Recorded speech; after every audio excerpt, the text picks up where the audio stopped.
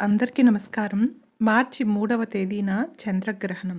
ఈ రోజున అత్యంత శక్తివంతమైన కేతుగ్రస్త చంద్రగ్రహణం ఏర్పడనుంది. కాబట్టి ఈ రోజున చంద్రగ్రహణ కథను గురించి తెలుసుకుందాం. ఈ రోజున చంద్రగ్రహణం గురించిన కథను వింటే ఇంట్లో అన్ని శుభాలే కలుగుతాయి. గ్రహణ దోషాలు పోతాయి. దరిద్రం పోతుంది. కష్టాలు పోయి ధనవర్షం కురుస్తుంది. ఈ సందర్భంగా అసలు గ్రహణాలు ఎందుకు ఏర్పడతాయో అందుకు కారణం ఏమిటో తెలిపే ఒక పురాణ కథ ఉంది. కథలోకి వెళ్లే ముందు ఒక్క లైక్ చేసి ఓం నమో నారాయణాయ అని కామెంట్ చేయండి. మీరిచ్చే చిన్న లైక్ నా ఛానల్ గ్రోత్కి ఎంతో సహాయపడుతుంది. ఇక కథలోకి వెళ్ళిపోదాం. సాధారణంగా హిందూ పురాణాల ప్రకారం ఏదైనా గ్రహణం అంటే సూర్యగ్రహణం లేదా చంద్రగ్రహణం సంభవించినప్పుడు రాహుగ్రస్త లేదా కేతుగ్రస్త అని గ్రహణానికి ముందు ప్రస్తావిస్తారు. అసలు ఈ గ్రహణాలకు మరియు రాహువుకు కేతువుకు ఉన్న సంబంధం ఏమిటో ఈ కథ ద్వారా తెలుసుకుందాం. పూర్వం దేవతలు రాక్షసుల బాధ భరించలేక వీరు శివుడు మరియు బ్రహ్మదేవుణ్ణి వెంట పెట్టుకొని శ్రీ మహావిష్ణువు దగ్గరకు వెళ్తారు. దానికి శ్రీ మహావిష్ణువు దేవతలతో ఇలా అంటాడు: ప్రస్తుతం రాక్షసులు బలంగా ఉన్నారు. ముందు వారితో మంచిగా ఉండి క్షీరసాగర మదనం జరపండి. ఆ తరువాత అమృతం పుడుతుంది. దాన్ని మీరు ఆరగించి అమరులవ్వండి. అప్పుడు రాక్షసులు మిమ్మల్ని ఏమీ చేయలేరని చెప్తాడు. ఆ రాక్షసులలో రాహు అనే రాక్షసుడు కూడా ఉంటాడు. ఆ విధంగా దేవతలు రాక్షసులు అమృతం కోసం మందరగిరిని తవ్వి క్షీరసాగర మదనంలో వదిలారు. వాసుకి అనే పెద్ద పామును ప్రార్థించి నీకు కూడా అమృతం ఇస్తామని చెప్పి పాల సముద్రాన్ని చిలకడం ప్రారంభించారు. అలా సముద్ర మదనం జరిపే సమయంలో అమృతానికి ముందు హాలాహలం అంటే కాలకూట విషం ఉద్భవించగా దానిని ఆ మహాశివుడు తన కంఠంలో బంధించి ఈ సృష్టినే కాపాడాడు. ఆ విధంగా సముద్ర మదనం సమయంలో ఎన్నో వస్తువులు ఉద్భవించాయి. కల్పవృక్షము, కామధేనువు, ఐరావతం, లక్ష్మీదేవి, చంద్రుడితో పాటు అమృతము పుట్టాయి. ఎంతో కష్టంతో దేవతలు రాక్షసులు కలిసి సముద్ర మదనం చేసి అమృతాన్ని సంపాదించారు. ఆ అమృతాన్ని చూడగానే రాక్షసులు దేవతలని బెదిరించి లాక్కున్నారు.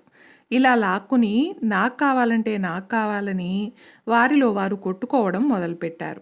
అలా ఒకరినొకరు కొట్టుకుంటూ అమృతం చేతులు మారిపోతూ ఉంది.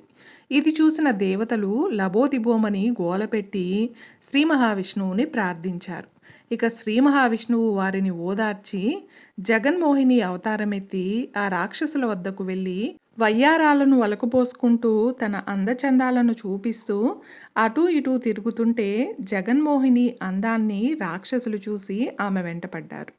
రాక్షసులు తన దగ్గరకు రాగానే వారిని తన అందంతో మభ్యపెట్టి వారితో ఇలా అంటుంది: దానవులారా, దేవతలు రాక్షసులు అన్నదమ్ములవుతారని, ఇలా మీరు కష్టపడి అమృతాన్ని సంపాదించారు కాబట్టి మీ ఇద్దరికీ సమానంగా అమృతాన్ని పంచుతానని చెప్పి దేవతలను రాక్షసులను 2 వరుసలుగా కూర్చోబెట్టి దర్భల మీద అమృత కలశాన్ని పెట్టి దేవతలకు అమృతం పోస్తూ రాక్షసులను తన వయ్యారాలతో మభ్యపెట్టి దేవతలకు మాత్రమే అమృతం దక్కేటట్లు చేస్తుంది. జగన్మోహిని మాయలో పడిపోయిన రాక్షసులు దానిని కనిపెట్టలేకపోయారు. కానీ అందులో రాహువు అనే రాక్షసుడు మోహిని చేసే మోసం గ్రహించి దేవతల వరసలోకి వెళ్ళి కూర్చుంటాడు. ఆ విధంగా అమృతం సేవిస్తాడు. రాహువును కనిపెట్టిన సూర్యుడు, చంద్రుడు ఆ విషయాన్ని శ్రీ మహావిష్ణువుకు సైగ చేసి చెప్తారు. వెంటనే శ్రీ మహావిష్ణువు తన సుదర్శన చక్రంతో రాహు తల నరికేస్తాడు. వెంటనే అమృతం పడడం ఆగిపోయి జగన్మోహిని అదృశ్యమవుతుంది.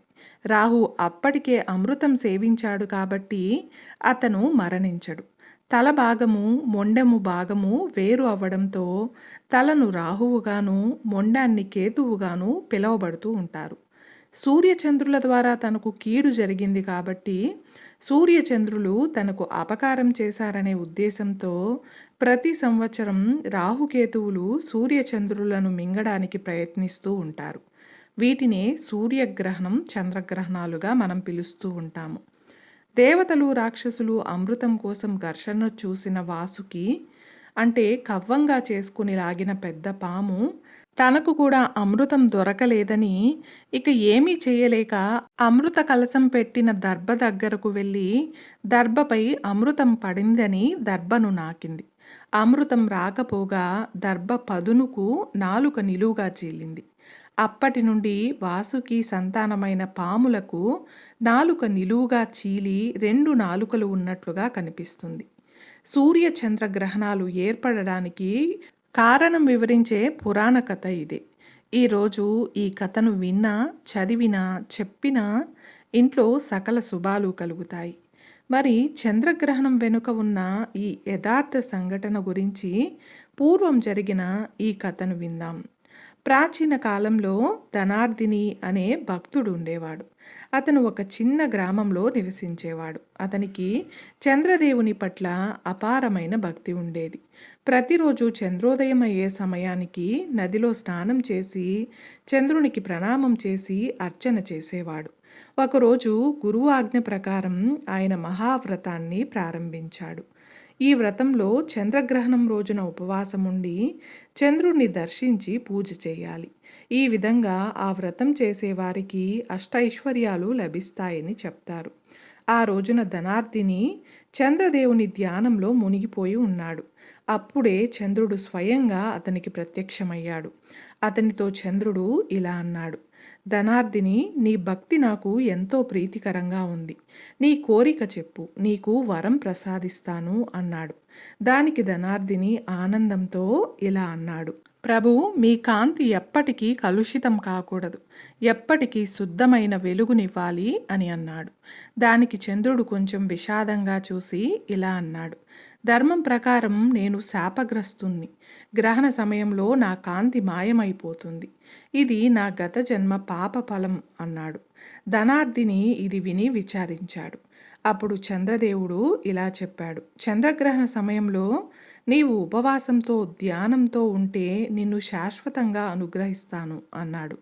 అప్పటి నుండి చంద్రగ్రహణ సమయంలో ఉపవాసం జపం చేయడం గొప్ప ఫలితాన్ని ఇస్తుందని నమ్మకం ఏర్పడింది.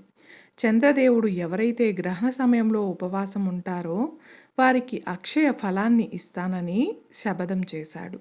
ధనార్దిని భక్తికి ప్రతిఫలంగా ఆయన కుటుంబం 21 తరాల పాటు సుఖశాంతులతో జీవించారని పురాణాలు చెప్తున్నాయి. గ్రహణ సమయంలో ధ్యానం, జపం, పారాయణ చేయాలి. ఆ సమయంలో భోజనం చేయకూడదు. చంద్రగ్రహణం తరువాత గంగా స్నానం చేసి పూజ చేయాలి. దానం, పుణ్యకార్యాలు గ్రహణ దోషాలను తొలగిస్తాయి. గ్రహణ సమయంలో ఉపవాసం, ధ్యానం చేయడం పుణ్య ఫలాన్ని ఇస్తుంది. ఈరోజు ఈ కథను విన్నవారికి గ్రహణ దోషాలు, పాపాలు పోయి కోటి జన్మల మహాపుణ్యం లభిస్తుంది. ఇక మార్చి 3న హోలీ పండుగ రోజు ఈ గ్రహణం వస్తుంది కనుక గ్రహణ సమయాలు చూసుకున్నట్లయితే శ్రీ విశ్వావసునామ సంవత్సరం అనగా మార్చి 3, 2026 మంగళవారం పాక్షిక కేతుగ్రస్త చంద్రగ్రహణం ఏర్పడనుంది. మార్చి 3న పాల్గొన పౌర్ణమి రోజు మంగళవారం పూర్వ పాల్గొని పుబ్బా నక్షత్రం నందు సింహరాశిలో ఈ కేతుగ్రస్త పాక్షిక చంద్రగ్రహణం ఏర్పడనుంది. మార్చి 3న మధ్యాహ్నం 3:21 ఈ చంద్రగ్రహణం భారతదేశపు తూర్పు, ఈశాన్య ప్రాంతాలలో ప్రారంభమవుతుంది. సింగపూర్, చైనా వంటి దేశాలలో కొన్ని ప్రాంతాలలోనూ ఈ గ్రహణం స్పష్టంగా కనిపించనుంది. ఇది సంపూర్ణ గ్రహణమైనప్పటికీ భారతదేశంలో సాయంత్రం 6:20 చంద్రోదయమైన తరువాత 27 నిమిషాలు మాత్రమే కనిపిస్తుంది. అయినప్పటికీ గ్రహణ నియమాలు పాటించాలి. గ్రహణ మోక్షకాలం చూసుకున్నట్లయితే సాయంత్రం 6:48. మొత్తంగా ఈ గ్రహణం ఏర్పడే పూర్తి సమయం 3:27 కాలం. విశ్వావసునామ సంవత్సరంలో చివరిదైన ఈ గ్రహణం భారతదేశంలో కనిపిస్తుంది. అందువల్ల ఆ రోజు గ్రహణ నియమాలు పాటించవలసిన అవసరం ఉంటుంది. ఆలయాలు మూసివేత, గ్రహణ పట్టు విడుపు స్నానాలు, గ్రహణ శాంతులు వంటివి ఆచరించాల్సిన అవసరం ఉంటుందని పండితులు చెప్తున్నారు. చూశారు కదండి, ఈరోజు మనం చంద్రగ్రహణానికి సంబంధించిన ఒక కథను గురించి తెలుసుకున్నాం కదా. అలాగే మార్చి 3న హోలీ పండుగ రోజు ఏర్పడే చంద్రగ్రహణం యొక్క సమయాలను గురించి కూడా తెలుసుకున్నాం. ఈ వీడియో మీకు నచ్చినట్లయితే ఒక్క లైక్ చేసి నా ఛానల్ని సపోర్ట్ చేయండి. ఇంకా మరెన్నో ఇంట్రెస్టింగ్ వీడియోస్ కోసం నా ఛానల్ని సబ్స్క్రైబ్ చేయండి. Thanks for watching.